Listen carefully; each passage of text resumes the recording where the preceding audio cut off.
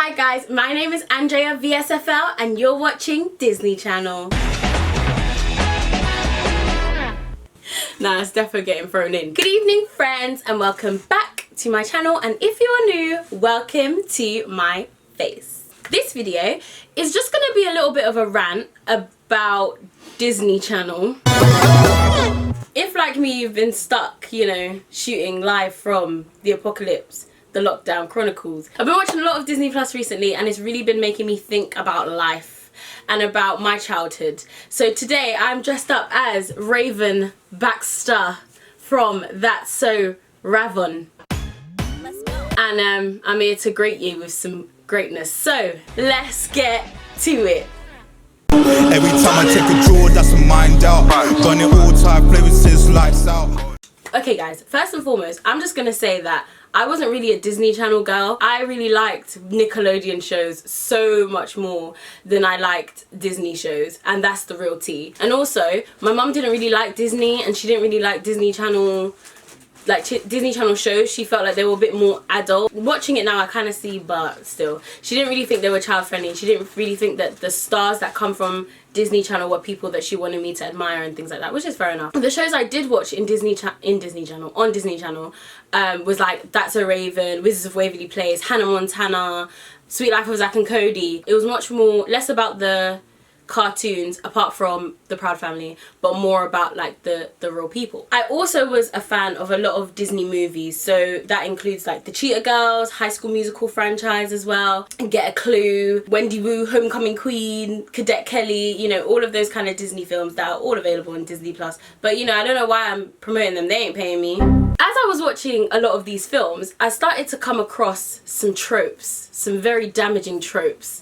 that now watching back is very damaging and dangerous. This was particular in High School Musical. Now let me say that before the kind of High School Musical era, we had a lot of diversity across the board. Now I'm talking on Disney Channel, on Nickelodeon, like there was overall kind of like more diversifying of the creative arts. You know, we saw a lot more shows. So we saw like I said, the Cheetah Girls, which was like multi-racial. You know, there was a black, there was a white, there was a mixed race, there was a something, you know, it was very much a Puerto Rican kind of Dominican thing.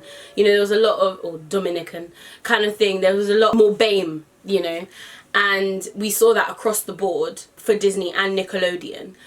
But when High School Musical came along, we kind of lost that diversity and we kind of lost the BAME, and they kind of became side characters as opposed to the main party. With High School Musical, because I feel like High School Musical was a massive franchise and it was a big kind of burst of fresh air, and it was the first time that it was the introduction to a lot of bullshit, basically whitewashing and a lot of really damaging tropes which we now see in a lot of Netflix teen dramas and things today. And you know, it was the birth of that stupidity. The first thing that I want to address is black people on Disney Channel. I was watching High School Musical 2, and High School Musical 2 is my all-time favorite Disney movie. Okay, no, maybe Cheetah Girls. Okay, but it's one of the faves, isn't it? High School Musical 2 is one of the faves, mostly because of the music. It's really well written, but I really don't like the way they represented Chad and Taylor. Can you believe I didn't even know her name was Taylor for ages? I was like, what the hell's this bitch's name? I had to go Google that shit. When you look at Troy and Gabriella, they're very much romanticized.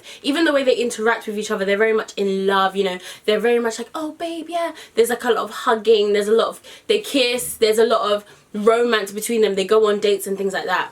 Whereas Chad and Taylor's relationship, in the beginning film, they don't really have one. Then the second one, they are known to be together at this point. They're supposed to be dating, and you don't see much romance. Like the only aspect of them being in a relationship that you see is he says a line in a song where it's like, gotta get a date with my favorite girl, and he sings that with Troy Bolton. So really and truly, who are we looking at that point?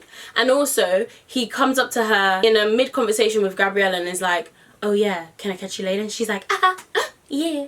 And it's like, is this all romances with these blacks? And then he gets upset, she's eating lunch and he comes and eats her lunch. What kind of romance is this? Like, we don't share food. I don't share food with my boyfriend, the fuck? Like, it was just just terrible. And I just don't like the way they portray romance and relationships between the black characters in a lot of those kind of shows. When you look at That's So Raven and you look at Proud Family and things like that, you see these like beautiful kind of nuclear families, and you see romance, like you see romance between Mr. and Mrs. Baxter, you see romance between the Proud Family parents, like you see jokes, you see like lols, but you also see a lot of love, understanding, respect, and romance, like genuine romance between them. That kind of just gets washed out past High School Musical. Also, there was another thing that I wanted to address about that. The relationship between Sharpay and, I can't even remember the guy's name, Zeke. The relationship between Sharpay and Zeke is constantly in awe and constantly after Sharpay, and Sharpay's after Troy Bolton. She's not even looking his way until she wants something. And I think it's just like, what are we teaching our young black boys? What are we teaching them? Look for your Sharpay in your life. No, I think the fuck not. Growing up as a child, I used to watch a lot of TV, much like I'm sure a lot of children did. I used to read a lot of books, but when you see these kind of relationships portrayed on TV, I couldn't have a crush on anybody. I had to have a crush on Chad. That's probably why I like guys with long hair, because I had to the only person I could have had a crush on was Chad. Like, there wasn't enough black boys, and especially growing up, like by the time High School Musical and that was coming onto the scene is when I started to grow up as a girl kind of thing. And you know, I'm starting to be more interested in boys. I'm not as interested in like toys. But you know what I mean? Like, I started to get more interested in those kind of aspects of life, and I couldn't do it effectively because there was no blacks for me to have a crush on. Only Chad. Like, the fuck?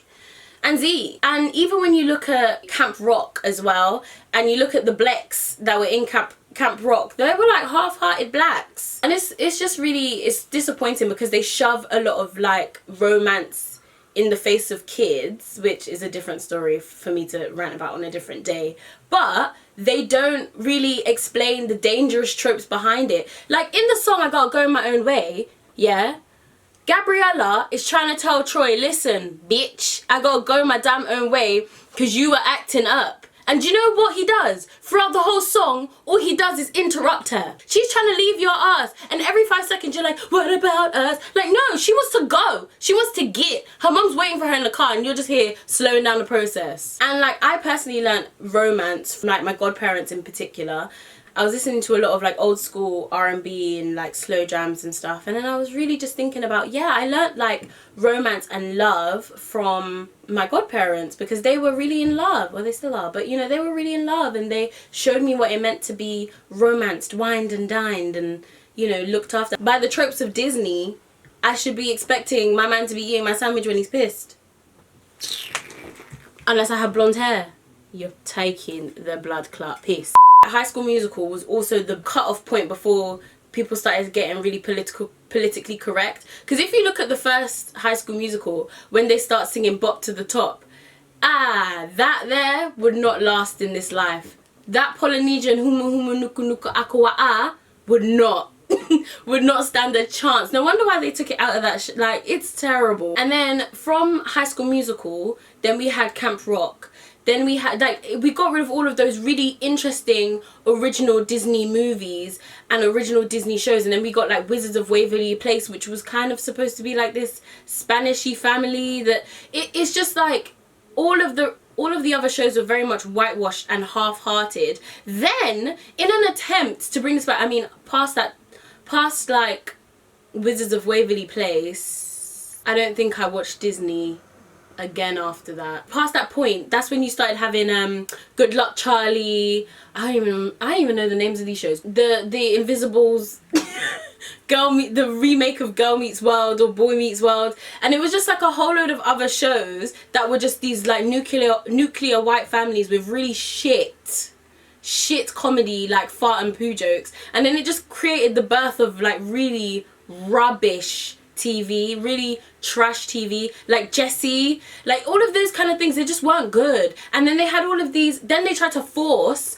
all of these BAME and people of colour in these really weird compromising positions, and then it's kind of like, what am I watching here? When I watch Disney Channel now, it's just half-hearted and it's just ridiculous and none of it makes sense. And you have all of these like Jessie, still don't understand the narrative or the story behind Jessie. I get that they're rich famous kids, but are they all adopted by this one person? And like, they're supposed to be siblings, or are they friends? Like, it's just supposed to be like, oh, blind casting, I don't see colour. And for some people that might land really well because, you know, more jobs for people of colour. But for me, I hate blind casting. Like, I'm black, my mum is black, my dad is black, like, my parents are not white. And I understand that there are some, you know, people out there who get adopted and stuff, but telling the story, I hate when I'm watching something and the parents are blatantly white and the kid is brown, black, and I'm like, you're not gonna address why this kid is black and you're just gonna let me accept it because we don't see colour. Until we deal with the issues and the racial issues that we have in this society, we cannot blind cast and we cannot just smooth past these things. I'm sorry. And that's that on that. When we start looking at Netflix now and we start looking at the kind of the curve or like the line of this kind of toxic kind of trope, and this kind of girl meets boy, falls in love, he does something, he half-heartedly apologizes for it, and then she takes him back. We see this played out across movies like To All the Boys I Loved Before, After, The Kissing Booth, and we see these like Netflix kind of shows and Netflix kind of films that are taking this original Disney vibe and projecting an even weirder and stranger, dangerous, damaging agenda towards women today.